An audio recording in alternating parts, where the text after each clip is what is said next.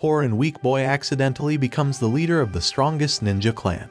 Itoki is a regular middle school student who leads a relatively normal life with his childhood friend, Kosu. He spends most of his time studying and participating in various extracurricular activities to prepare for his future. One day, he finds a love letter in his locker at school and is immediately filled with excitement. He meets with the girl who admires him, Satomi, and she asks him to become her boyfriend. Although his overprotective mother, Yumika, is against it, Itoki decides to go on a date with her. When they arrive at Satomi's place, Itoki is nervous and unsure of what she wants to do. Suddenly, Satomi takes off her clothes and gets on top of him. Itoki pushes her away and checks under the bed to see if there's someone waiting to prank him. To his surprise, he sees a ninja under the bed, and Satomi attacks him with a kunai and kicks him. More ninjas appear, and she prepares to kill him. Fortunately, a kunai flies through the window, creating an ominous smoke screen, and Kosu appears to save Itoki. She throws him out of the window, and she fights the ninjas herself. Itoki runs into the city, where he desperately asks a police officer for help. But before the officer can say a word, a ninja appears and slits his throat. More ninjas follow and attack him, trying to capture him. But his uncle, Takasada, arrives, asking him casually how his date went. With a wave of his hand, he commands the officer to stop playing dead. He then gears up and prepares for the fight. Takasada fights the ninjas as fast as he can with his unmatched lightning speed, before taking Itoki back to the car with Kosu. He tells Itoki to get out and head up the stairs on the hill, calling it his family home. When they arrive, Itoki is surprised to find a grand mansion. Yumika shows up, greeting everyone with a bow and telling Itoki to call her chief. Yumika is the leader of the Iga village, one of many ninja clans that have blended into society. They have been following strict rules to maintain balance and peace for decades. Unfortunately, their rival village, Koga, has been trying to take over Iga, and it was them who attacked Itoki. They are determined to take his life as he is the successor of the Iga ninja village. Meanwhile at Koga, their substitute village chief, Kaido, has declared that they will take revenge on the Iga ninjas for the death of their clan chief, Kishinmaru. Yumika is deeply concerned and insists Itoki to become a ninja to ensure his safety. He feels reluctant and doesn't believe in the ninja story they're telling him. However, his uncle Takasada takes him outside and gives him a stern warning: either become a ninja or die. Takasada reveals to him that his father was once the village chief before he passed away.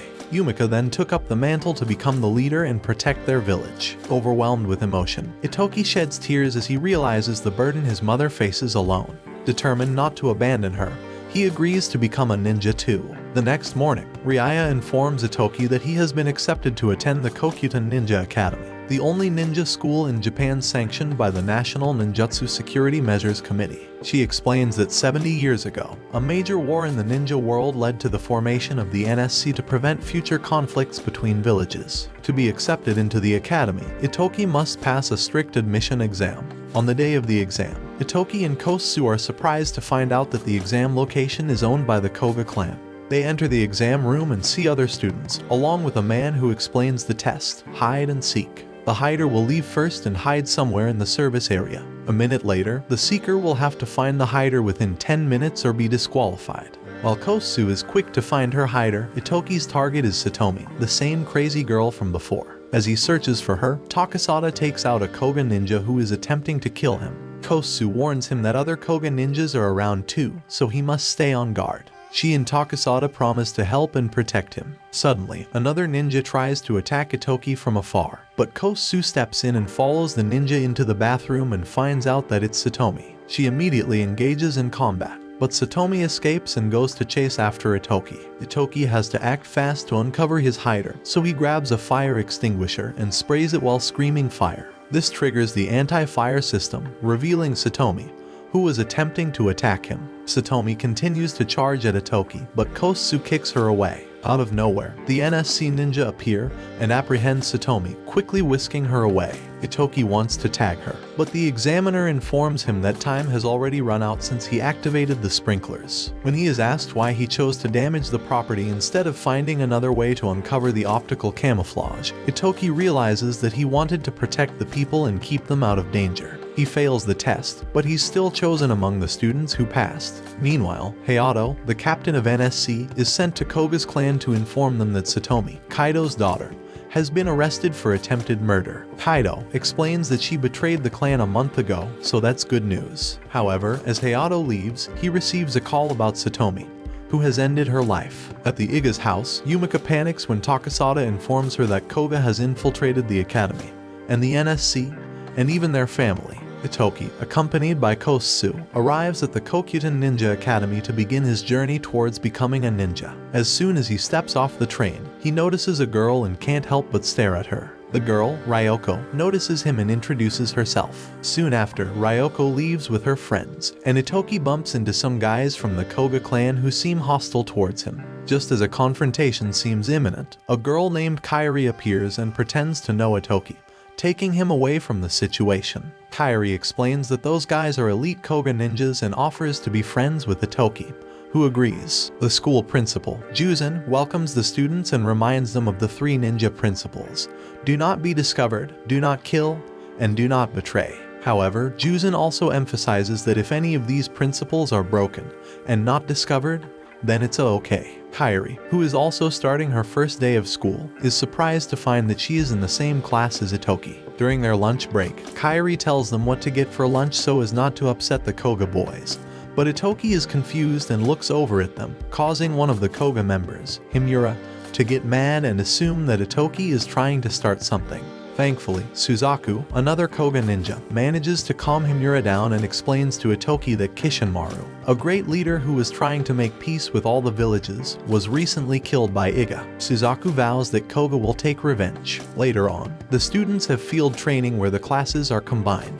Kaminami, their teacher, talks about ninja suits and ninja cores, which Itoki has never heard of before. She explains that they need to get to the roof of the tower on the next island and bring back one manju from the principal, who is eating them up there. They have limited time to do so. Itoki manages to activate his suit by copying Kosu, but he finds that he is unable to move in it. Ryoko appears and helps him adjust the suit to his strengths, as she is from the Seiga clan, which specializes in ninja tools. When he's set, Itoki gets excited and accidentally falls off a cliff. Fortunately, he lands safely thanks to the suit, which is powered by the ninja core. Ryoko warns him to be careful not to damage it, as it will cause the suit to lose power. Together, they begin sprinting towards the island. On the bridge connecting the islands, they meet Suzaku, who tries to attack Itoki. However, Kosu quickly appears and blocks Suzaku's attack, allowing Itoki and Ryoko to continue. When they reach the island, Itoki notices something and tells Ryoko to go ahead without him.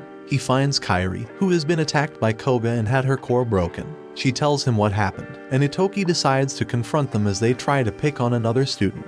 He tries to attack Himura, but Himura dodges and knocks him into a wall. Realizing that Itoki is weak, they start to beat him up. He attempts to break Himura's core, but he fails and gets beaten up even more. Just when it seems that they are about to destroy him and his core, the principal arrives and stops them. Itoki returns to Kairi and gives her a manju, revealing that he got it back from Himura during their fight. He then carries her to the bridge to meet up with Ryoko, who had also gone out to get her manju. Itoki knows that he must get his own manju, so he leaves Kairi with Ryoko, asking her to look after her. Itoki reaches the top of the tower and sees that there is only one manju left. Juzen then says that a shinobi must have both a blade and a heart, and proceeds to eat the last manju because Itoki has neither, thus failing the test. The next day at lunch, Itoki notices that everyone is avoiding him. Himura and the other Koga students have been threatening anyone who talks to Itoki. However, Kosu tells him not to pay attention to them. They sit down together with Kairi and Ryoko. Itoki and his friends are in a tight spot as they only have 2 days left to prepare for their written test on ninja tools. Knowing that Itoki failed his last test, Ryoko, the daughter of the Seiga leader, offers to help him prepare. Together with Kosu and Kairi,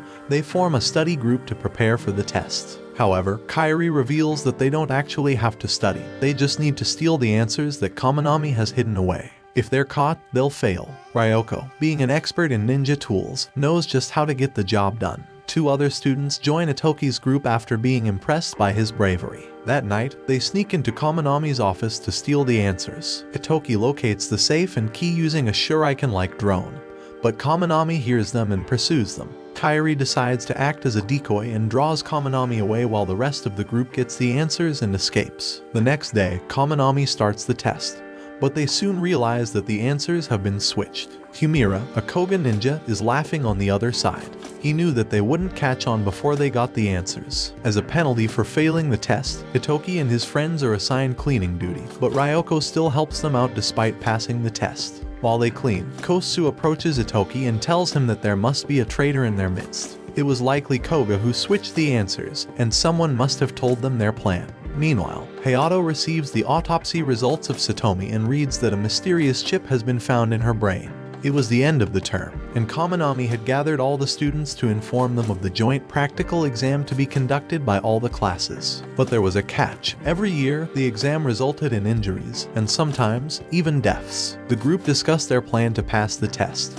But Itoki and Kosu were not part of it as they had a different mission, to uncover the traitor. To aid Itoki in his mission, Ryoko gave him Sega's latest disguise ninja tool, which could disguise his whole body and even his voice when used with a ninja suit. Meanwhile, Kosu had her own plan. She was convinced that Koga would make a move during the exam and wanted to take down Suzaku. But Itoki was against it, fearing for Kosu's life. She argued that such was the life of a ninja, but this only angered Itoki, who stormed out for a walk. Outside, he met Juzan, who invited him for tea and manju. Itoki started to question if ninjas were merely killers and if his father died because he was a ninja. Juzan told him that he wasn't the first person to ask that, as Koga's former leader and his father had asked the same thing. The next day, Kusetsu trained with Itoki, preparing him for the exam ahead. They drew up several plans to take down Suzaku and threw them away when done. But someone took them out of the trash, leading to the mouse getting caught in the trap. As the exam began, the Koga headed towards Itoki's location, but they were ambushed and knocked unconscious. Turning to the traitor, Itoki and Kusetsu thanked him for his help, as they knew he would give Koga their plan and use it against them. The student revealed that he had no choice. His village was threatened to be crushed if he didn't obey. Kusetsu then went to face Suzaku while the traitor informed Himura. Himura was shocked to learn that the traitor was actually Itoki in disguise. However, Himura was also using a disguise and was, in fact, Suzaku. Suzaku chased after Itoki, landing several blows. But Itoki refused to give in to death, knowing that if he did, the cycle of revenge would continue, leading to more suffering. Itoki knew he had to act fast as Suzaku was hot on his trail. He tossed a smoke bomb, creating a diversion. Suzaku began throwing kunais, trying to hit his target. Itoki, however, was quick on his feet and managed to avoid most of them. In a daring move, Itoki lunged at Suzaku, taking him by surprise. Itoki struck hard, destroying Suzaku's ninja core. As the bell rang, Itoki collapsed, completely spent from the intense battle. Itoki's friends anxiously waited by his side in the infirmary. They breathed a sigh of relief when he finally opened his eyes. But the next day, Kairi warns Itoki that his kind heart may one day get him into trouble. Meanwhile, Kairi meets with Suzaku and confronts him about the missing students. But Suzaku simply tells her to stay put and do as he says. Without hesitation, Kairi agrees to do anything for him, calling him master. Watch this next video. See you on the next one.